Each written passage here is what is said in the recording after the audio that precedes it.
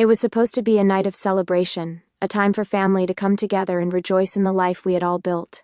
My wedding anniversary. A night to toast to the man I loved, to the family I had tried so hard to create.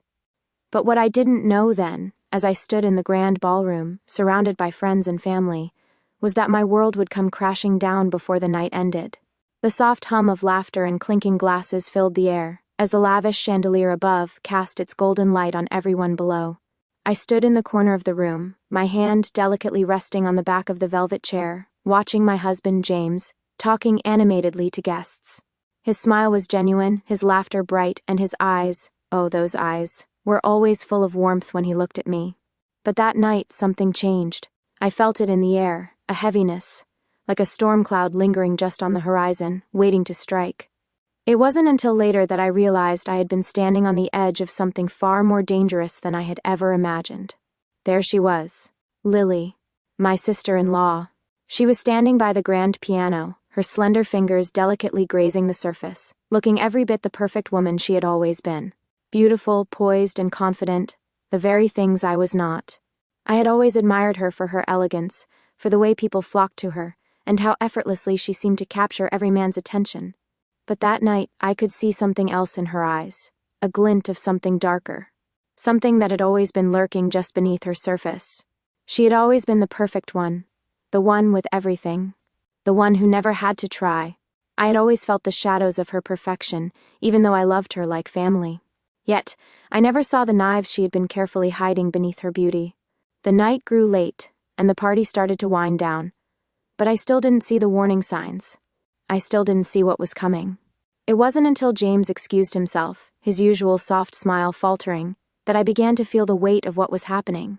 I watched as Lily approached him, her voice barely audible to anyone but him. They exchanged a look, something too intimate, too knowing for my comfort, and before I could move they disappeared into the back hallway of the mansion. I told myself I was being ridiculous. I told myself it was nothing, that I was just being paranoid, that my sister-in-law was simply being her usual charming self. After all, she had been part of this family for years. She wouldn't betray me. Or so I thought. I waited for what felt like hours, my stomach twisted in knots as the party continued around me. But as the night wore on, my mind grew restless. Something felt off. My thoughts began to spiral out of control. The laughter grew louder, and the music seemed more distant. I had to know where they were. As if by instinct, I made my way toward the hallway where I had last seen them disappear. The house was quiet, the echo of my heels on the marble floor the only sound in the silence. I turned the corner, and that's when I heard it.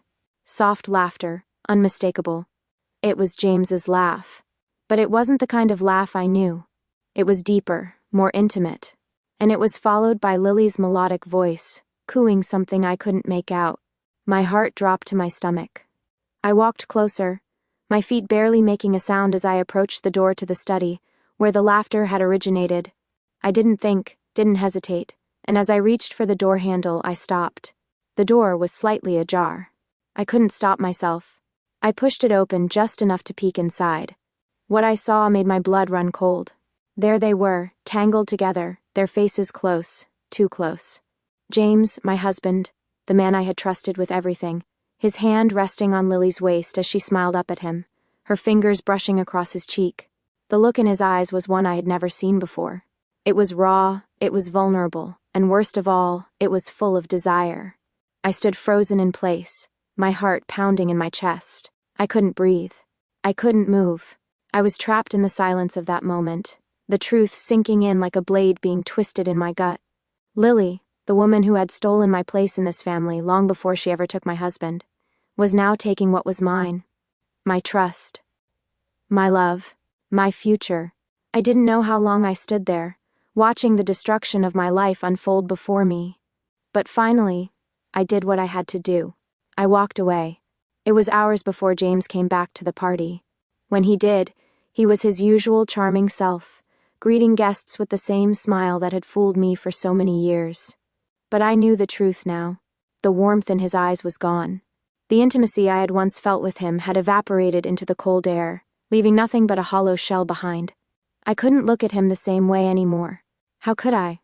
How could I love a man who had been so easily swayed by someone else, A man who had promised me forever and shattered that promise with one simple act of betrayal.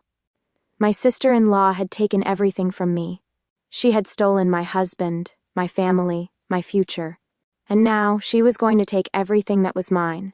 Everything I had worked so hard to build. But I wasn't going to let her. Not without a fight. I left the party early, unable to stand another minute in that suffocating mansion. The once warm and comforting walls now felt like a prison, closing in around me, trapping me with my grief and rage. I couldn't stay. I needed space. I needed time to think. To plan. When I returned home, I found myself standing in front of the mirror, staring at the woman I had become. She was fragile, broken, and lost. She was someone I didn't recognize. Someone who had given her heart to a man who never deserved it. She was someone who had been lied to, betrayed, and abandoned in the most cruel way possible. But that woman wasn't me anymore. I had lost everything, but I wasn't going to stay down. No, I was going to rise. I was going to take back what was mine. I was going to take Lily's life, her throne, and her husband. And I would make sure that she would never forget the price of betrayal. Days turned into weeks as I carefully crafted my plan. I knew that James was still tangled up in Lily's web, still lost in the lies she had spun. But what he didn't know was that I was no longer the woman who had been blinded by love. I was a woman with a purpose, with a fire inside her that would burn everything in its path. I had always been the quieter one in the family, the one who supported, the one who was always there for everyone. But now, I was going to become someone else. Someone powerful. Someone who would make sure that the people who had betrayed me would never see a day of peace again. I started small. Rebuilding my life. Focusing on my career. I didn't need James or Lily to survive. I didn't need them to thrive. But they had taken everything from me. And now I was going to take it back. One piece at a time. I made my first move when I hired a divorce lawyer. It was something I had never thought I would do, but it felt necessary. James needed to feel the weight of his choices. He needed to understand that I would not be his fool anymore. I was going to take him down. And when I did, I would take Lily's place as the woman who owned everything. The divorce papers arrived on a quiet afternoon, delivered with a professional indifference that only served to deepen the sting of betrayal. As I sat at my kitchen table, staring at the neatly folded envelope, my hands trembled, not from fear but from anticipation. This was it. This was the first step in reclaiming my life. The man who had once been my everything, the one I thought would be beside me for all eternity, had made his choice. Now it was my turn to make mine. And it was time to show him what it truly meant to lose me. I didn't cry. I didn't scream. I simply signed the papers. The lawyer's office was cold and clinical, the kind of place where people came to cut ties and sever connections. And that's exactly what I was here to do.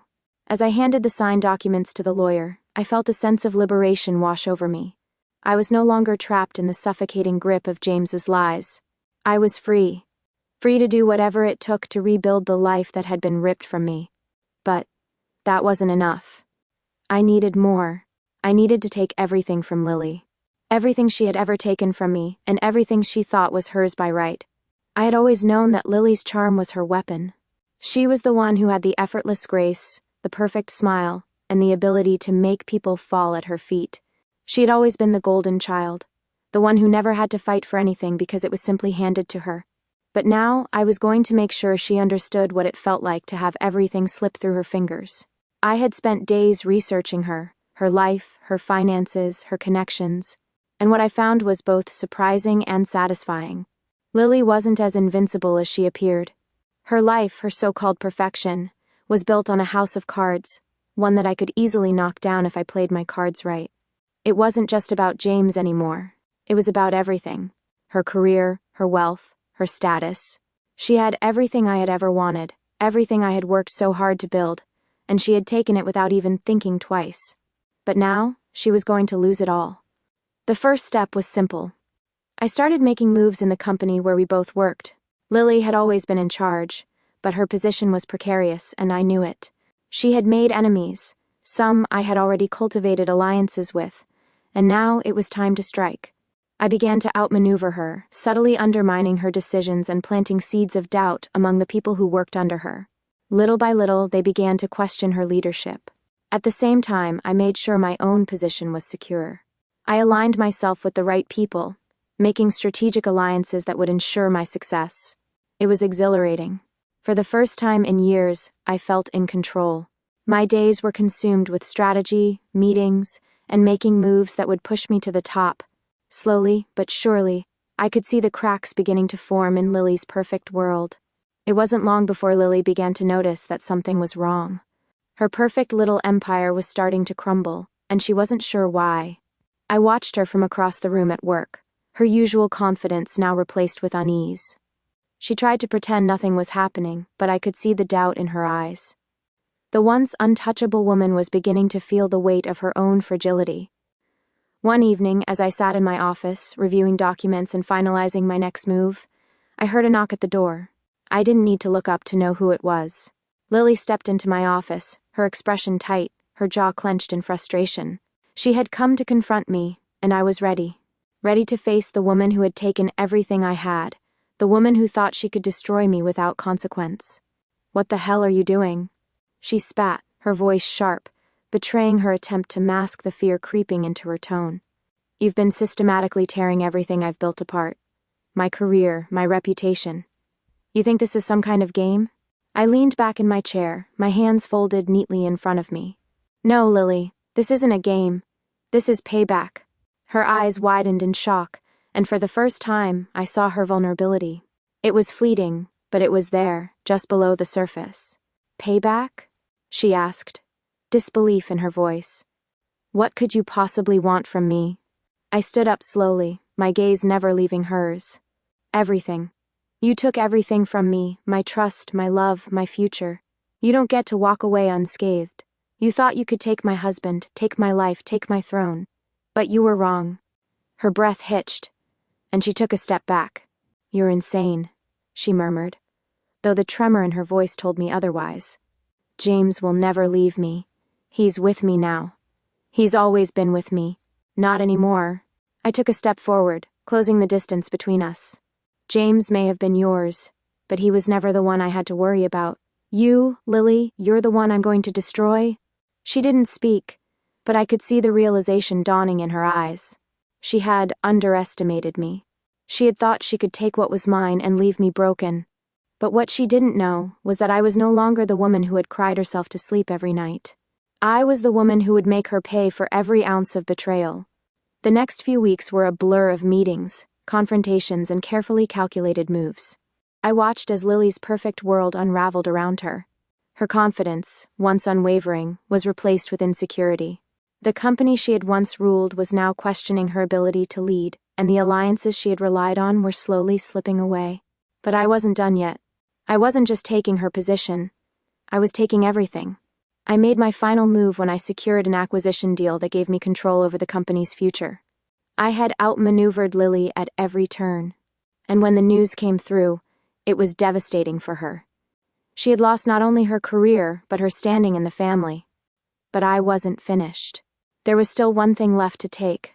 I arranged a meeting with James, the man who had once been my everything, the man who had betrayed me so easily. He had always been weak, caught between the woman he loved and the woman who had manipulated him. But no longer. I was done being the one who was left behind. When we met in the quiet park, his face was filled with regret, but it was too late. "Lila, he started, but I cut him off. "Don't," I said softly. "Don't apologize. You've already made your choice." His face crumpled, the guilt evident in his eyes. "I never meant to hurt you." "I know," I replied. "But that's the thing. You didn't mean to. And that's what makes it worse." I watched as the realization washed over him, the weight of his choices finally crashing down on him. But there was no sympathy in my heart, no forgiveness left to offer. "I'm done," I said, my voice final. "And when I'm finished, you'll never see me again."